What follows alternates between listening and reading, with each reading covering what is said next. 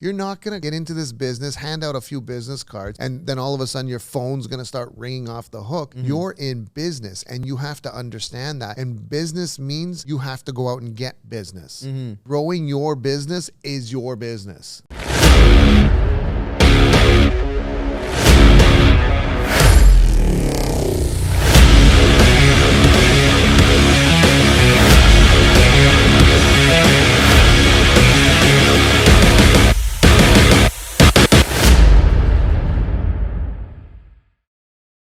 This is our 250K protege, Shawn Medi. He's on the path to start generating a 250K income on a yearly basis through real estate on the Hans team. And I'm the real estate mentor that's going to be showing this 250K protege kid or young gun on how to get there. And you know, he keeps a very calm and cool, collective look on him. He's got a really great personality.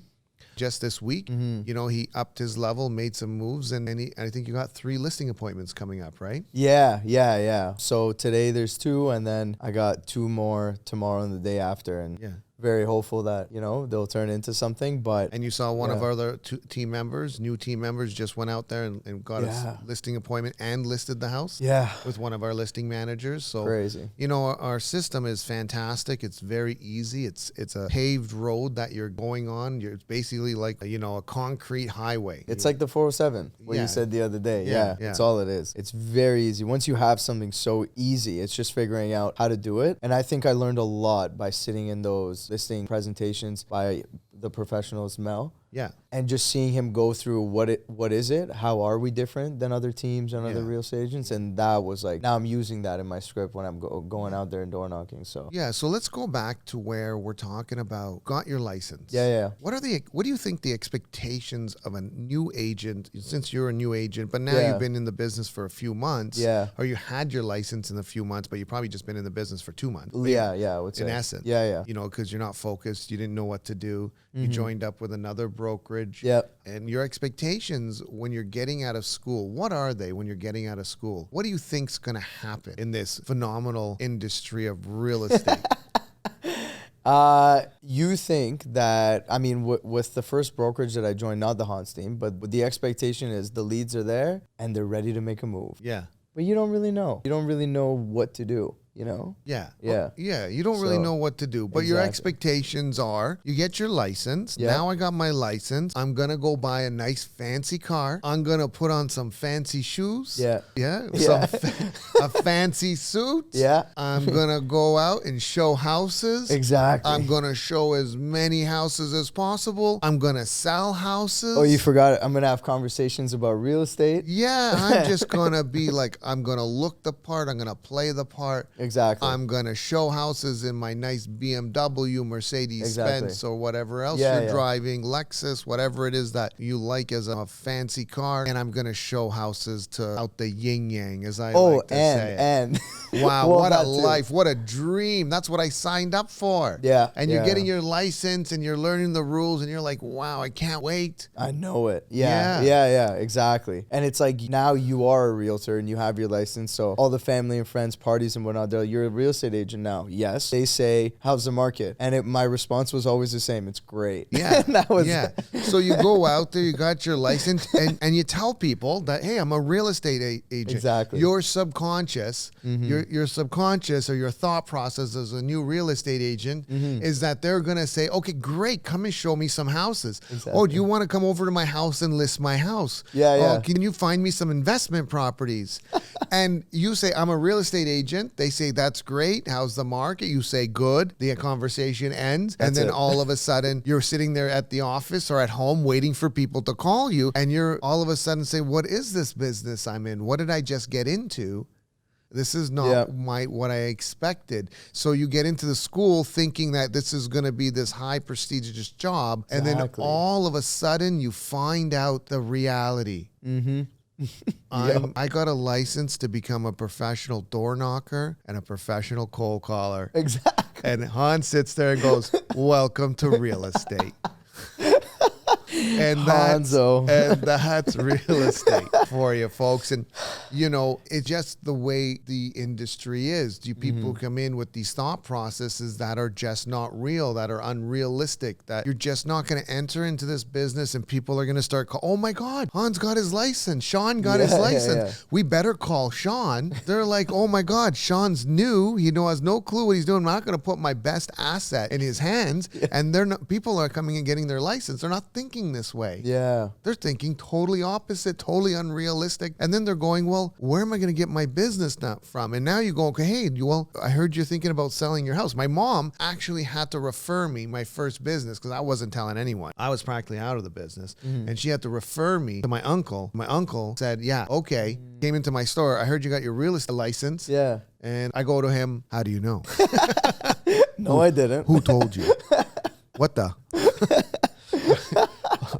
He goes, yeah, your mom told me. I go, oh shoot. Okay, yeah. I got it. Yeah, what do you want? He goes, no, I got a condo to sell. And it just happened to be, it was a connection with my mom. It was some $100,000 condo that I need to go in and list. And I listed it and sold it. And then he gave me another one that was an investment property because his health wasn't doing so good. Right. And he wanted to sort of sell off his assets and just in case, right? Something went wrong. Thank God nothing did. He's still here today. It's fantastic. Good. Yeah. And yeah, that's how sort of my business got started. Wow. Can you believe that? I didn't know that. That's crazy. Yeah, that's crazy. Yeah. Wow. All because and you know what I said to my mom the day I got my license? What? I'm going to do 100 deals in my first year. That's what I said. Mom, I'm going to do 100 deals. You watch. 100 deals. Oh my God. Year and a half later, I'm still at no deals. I'm not even trying anymore. I've walked out. Well, that's what happens. I think that I was on my way there. Yeah. I genuinely, from the bottom of my heart, think that. Like, I was just at the point where I'm just like, this isn't for me. Yeah. You know what I mean? Like, I gave it my all, and this isn't for me. I'll just take the L on how much I paid to get my license. Yeah. I'm just going to move on. Yeah. So keep investing in Bitcoin. That's going to make it happen. On a weekly basis. I'm going to give my donations to crypto. Yeah, and it's just going to skyrocket, and that's going to set me free. Exactly. Wow. Exactly. What a beautiful thought process. Yeah, right? Yeah. Too bad it wasn't real. I'm glad I didn't do that. Yeah. And I'm sitting here very, very happy for the next week to see what happens. But this week, wow. So last week we talked about where I was. You know, we're definitely going to talk about some of the steps that Shawn's taken to fast track himself to become this $250,000 kid, being the protege. 250K protege. That's how the 250K protege. And the steps you need to go to get there. Like, you're not going to get into this business, hand out a few business cards, and then all of a sudden your phone's going to start ringing off the hook. You're in business, and you have to understand that. And business means you have to go out and get business. Growing your business is your business. Exactly. I don't know. Like, I was just saying that today to Hagup. You know, what is your business? And, you know, he's thinking, no, the camera set up and everything here, the mic set up, that's my business. But really, no matter what business you're in, your business is to grow your business. Yeah. Because if it's shrinking, doesn't matter what you're doing. It's not a positive thing. And if you're great at it, but it's not growing, it's not a good business to be in anyways, because you're just not going to be happy at some point that it's not growing, because happiness comes from growth, right? So when you're growing your business, and if you're not growing your business, it's not growing the way you think it should be growing, you got to make changes. Yeah. And the problem with this industry, it's what happened to me when I was younger, which we talked about when I got my stockbroker's license. You know, I was 18 and I thought I would walk in there, go to Bay Street, which is Toronto's version of Wall Street. Wall Street, yeah. It's our Bay Street here. And I got my first suit on and I went to my job, and the guy goes, yeah, there's a bunch of cubicles. Pick one and start making calls. And I go, no. You know, I saw the movies, buddy.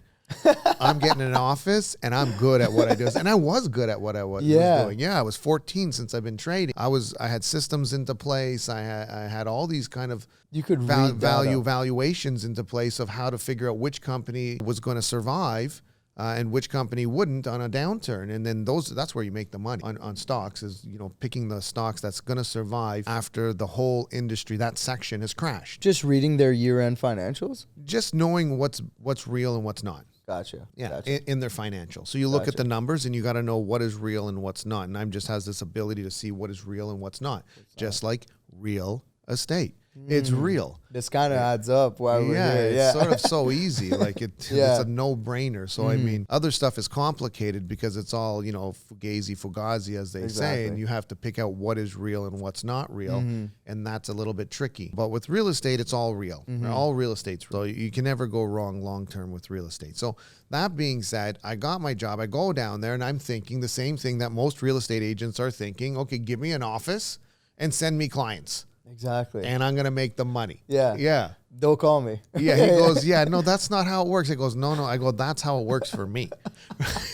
I'm literally looking at this Bay Street guy who's giving me the job. Wow. My first interview, my first job. Wow. Giving me the job. And I'm just looking at him like he's whack. And he's just looking at me like, wow, this guy's so bobblehead. Yeah. He doesn't know reality. Slow down. He doesn't know reality from reality, right? Like he doesn't know what is and what isn't. It's just ridiculous. You just walk, but he liked me because I had a lot of confidence, and I earned that confidence just by what I was able to do, at least at my level. And unfortunately, that blew up because I didn't sit down and take the telemarketing job, which is what an investment advisor and stockbroker, called stockbrokers back then, did. If you go watch Wolfie on Wall Street, if you look what his job was just calling random people and convincing them to invest money. Yeah. It's just a telemarketer. It's a freaking telemarketer, just at a bigger, higher level.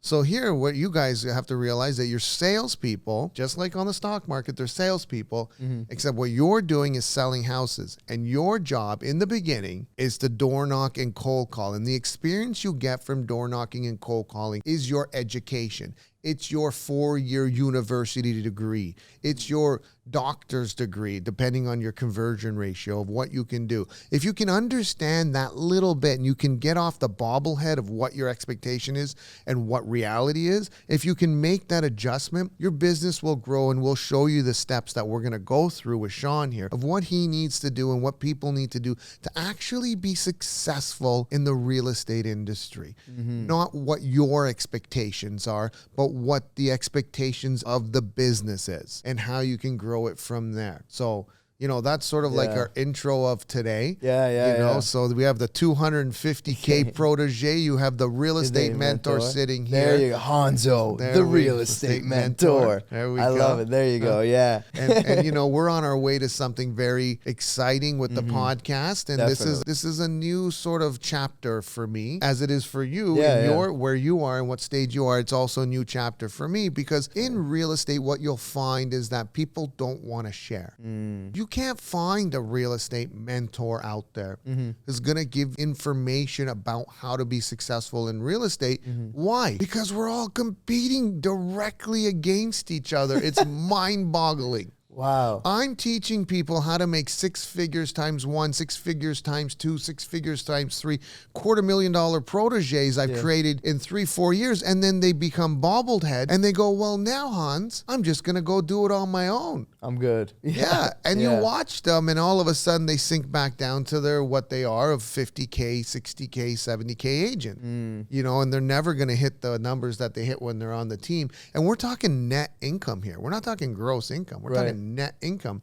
After all expenses, after all splits, after all payments, everything. And they're just not understanding it. And so, I figure, well, maybe why not just go out and share it with the world? I'm at that point. I was going to ask, Yeah, I'm at that point now where I feel like I have the right to do so. I have the knowledge to do so. I have the proof is in the pudding, as they say. Proof is in the pudding that, I've created enough 6-figure agents, net 6-figure agents, $250,000 kids. That $250,000 kid ended up, I've created multiple of $250,000 people and salespeople. And, the young gun, Sam, turned into $500,000 net agent on our team. I mean, I'd love to see his journey. This journey of Sam, I feel like we're definitely going to get him on. You guys got to stay tuned, because Sam will be on this show. Incredible. At some point. You're going to get to, Shawn's going to sit here and Sam's going to sit here. And this is sort of Sam where he was when Sam was only 23. Wow. Right? So, and now he's 28 and he's making $500,000 net. And I don't care who you are. I don't care what business you run. You guys are watching too many of these home run lottery winner businesses and not watching people who are actually,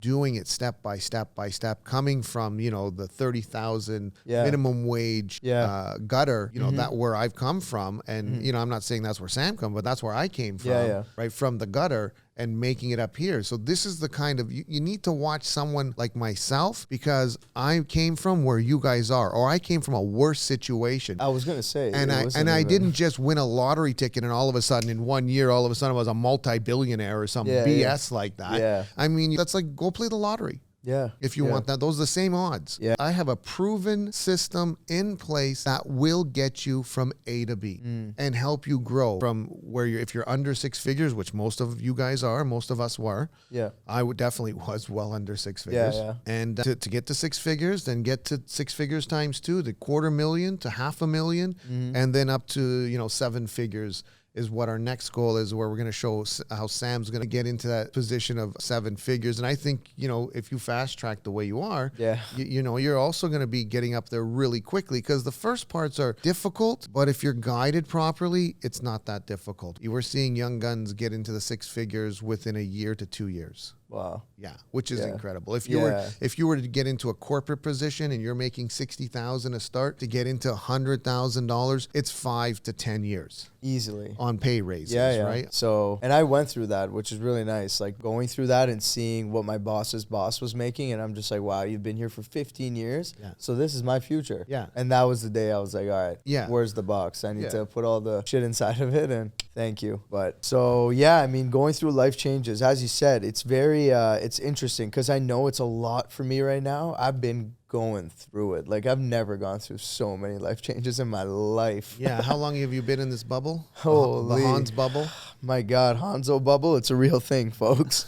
It's a lot. It's a lot, especially for you know. He's saying that because he got heartbroken this week. Yeah. It was a tough one. It was really tough. I had no intentions of doing it, but you know, when you feel it in your heart in that moment. I mean, we were out for sushi. You know, like there was no expectation in my mind that I was gonna end that relationship. Yeah. But I just felt it in that split second of a moment, and I just knew I had to do what was right for me. Yeah. And what was right. I just wanted the best intentions for her. But my God, it was hard. The night of, the morning after, the day after. But you know, now I genuinely feel laser focused now on this fast track of like where I want to be, and I can put my absolute all into it. So the way I see it is like this, is that you're making the moves that you need to make based on where you're headed and where you want to go, and you're staying on track, and you're making the moves regardless of how it feels. Exactly. Yeah. Yes. And you'll feel it, but you're still going to do it. And for me, that is fast tracking, and that is success. It's where a brick wall that most people can't get through is that overcoming the feeling of some kind of pain, which tends to be more of your own personal thoughts that you're struggling with or you're fighting with, or the thoughts in your own head and the scenarios that you're setting up of what something means compared to what reality is. And so what happens here is that Shawn is all of a sudden, you know, going on this roller coaster ride as he's entering this field. You know, he's determined to become a $250K protege, and that's what his focus is. And he wants to do it in different methods. He wants to do it here in front of everybody on a podcast, which is very exciting for everyone, and got to be grateful for someone who wants to sit here and can handle that on a, you know, on through all the ups and downs, and not just say, hey, I'm not showing up today, which he could have done. You know, most people who go through a relationship breakup, which Shawn just did, don't show up. And I asked them today, hey, what do you think? He goes, yeah, I'll come in, but I might not be the most chirpiest. And we're back. All right. So live on the Real Estate Mentor. On the Real Estate Mentor podcast. I'm here with the Shawn Medi, one and only 250K protege.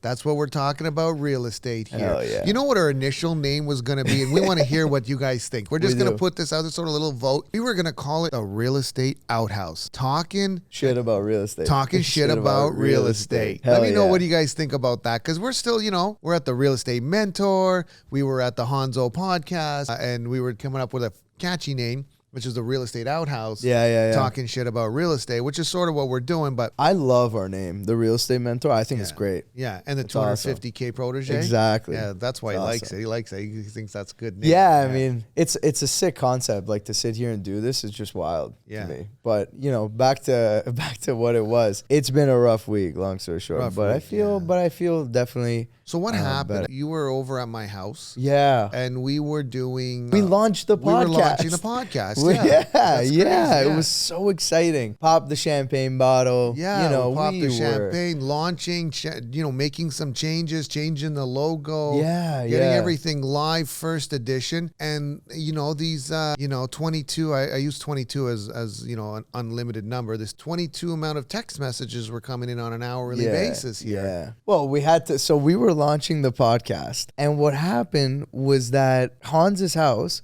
has incredible Wi-Fi, but we had